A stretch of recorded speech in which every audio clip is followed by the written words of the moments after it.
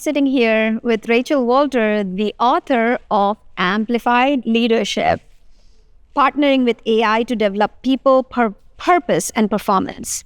Rachel, welcome to the podcast. Thank you. Tell me what made you write this book. It's super recent. It is. It's only been out about a month. And what made me write this was I was actually writing a book on developing people, which was what I had been focusing on for, I was going to tell about my process to develop learning business partners that I did while I was working at Hilti, which was to take people from the business and develop them into more strategic roles across the organization. And I'd been working on that book, and I came to work for ansrsource, and AI landed in the middle of everything that we were doing, and I fell in love with AI. You fell in love. I fell in love with AI. Love it. So I realized I was struggling to finish that book, and it was because I felt called to talk about how AI is affecting leaders across all organizations, how we can use it to better develop our people, how we can use it to refine our own purpose in the world, how we can use it to improve our performance, but also our organization's performance. And until I got that book out, I wasn't going to be able to finish the one that I had already started. And that was where I came to. A little bit about the book is it's written from a very application-focused place. So every single chapter ends with a AI prompting or an AI exercise. So you can literally just go in and say, either run through the book step by step, or you can go to a chapter that resonates with you, such as you want to think about your organizational culture. Okay, open the book, go to the organizational culture chapter, and then I can say, when I get to that chapter, at the end of it is going to be a prompt to allow me to utilize AI as my strategic lever.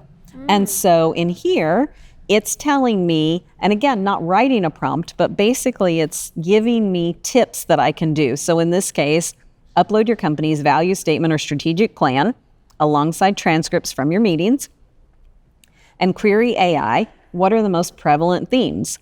So now I'm learning what is the culture inside my organization. The other thing that I did in my book is I have included checklists and tools inside a lot of the chapters so that the things that might help you go through and improve your organizational culture, in the case of this specific one, you can now have the checklist for free with the purchase of a book. Love it. Why amplified leadership? What made you... That's such a good question. Yes. Because that's what AI does. It amplifies good and bad. And so if you are not intentional about what you're doing, so say I am tolerating behavior that doesn't align with my organizational culture, or I am tolerating, I'm not holding people accountable for results in my organization. If I am now putting those things into AI, it's just going to amplify that situation. And so I really wanted people to understand that that's what AI is doing. For better or for worse, it is amplifying what you're doing. And so you need to be really intentional and think carefully about whether or not the behaviors that I'm modeling as a leader, are those the ones I want to have amplified? Or am I about to amplify the worst parts of myself? So you know me well. You know that I can be very abrupt and very direct.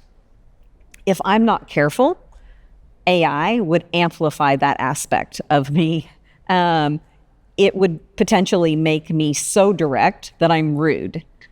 So in that case, that's where I have to be aware of those tendencies.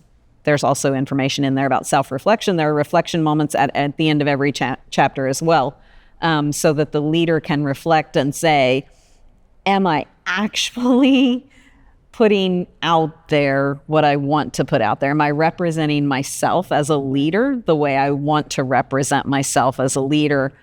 Or am I potentially getting ready to amplify the worst aspects of my leadership instead of the best aspects of my leadership. Interesting.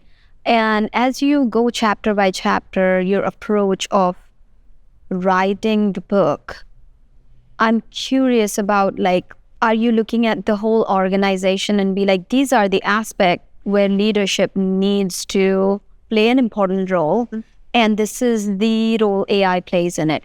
Was that your... Exactly. And so while any leader would get benefit out of the book, it is more relatable for those who are in functions that are not so easily measurable.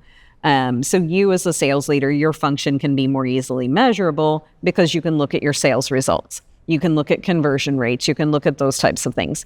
However, those are still just activities.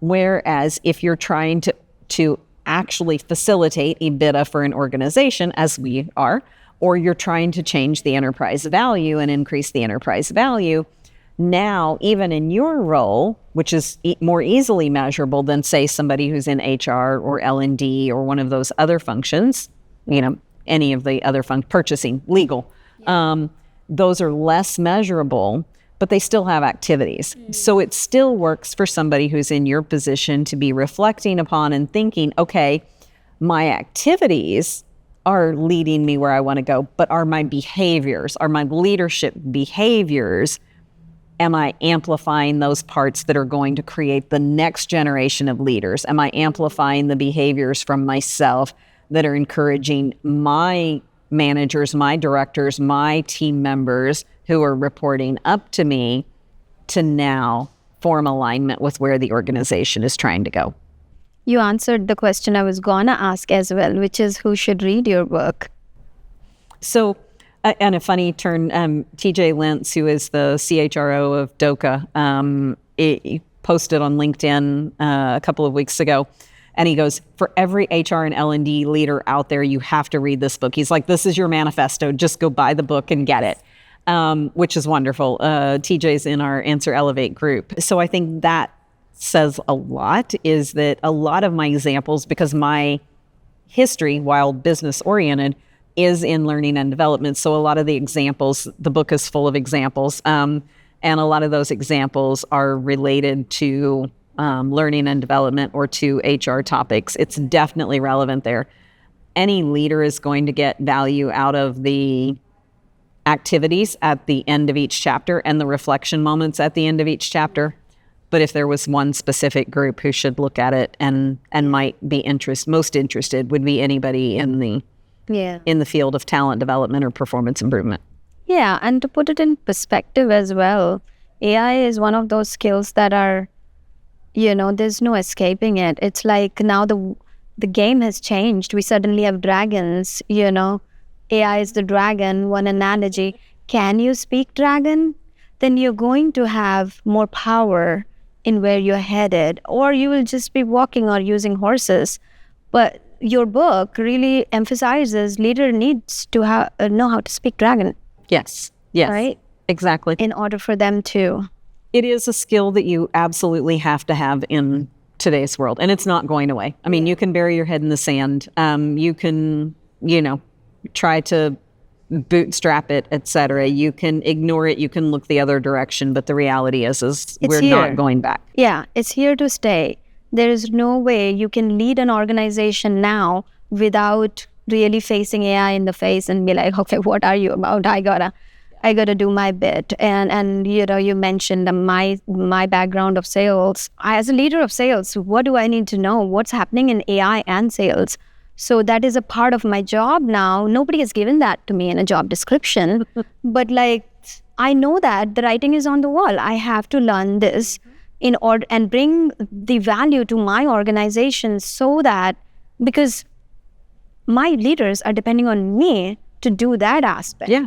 And sales is one of the areas where AI has made so many huge strides. Yes. We have AI sales agents. I mean, there's hundreds of them. I mean, I'm running pilots on so many things right now. Yes. I was sitting at lunch talking, and a guy has a 0 employee company, which is selling.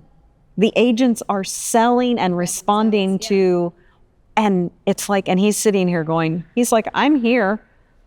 And Sales that is company happening. is working. That company is working. People just go. The game has just changed, right? Like that's why I use the Game of Thrones or whatever, How to Train Your Dragon reference, because I was talking to one of my friends, she's a musician, and we ended up here. And I was like, yeah, that is true. Those are actually the places where I'm more concerned about the use of AI is in the creative aspects of it.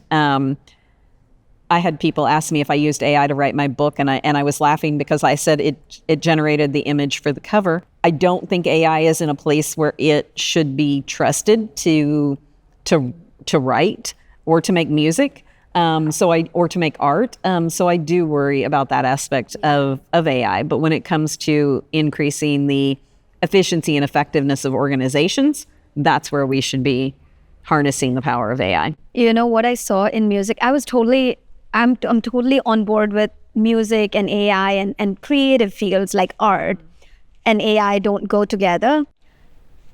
Until I heard rap songs that are from 1950, 80s, 90s, whatever, really good rap songs.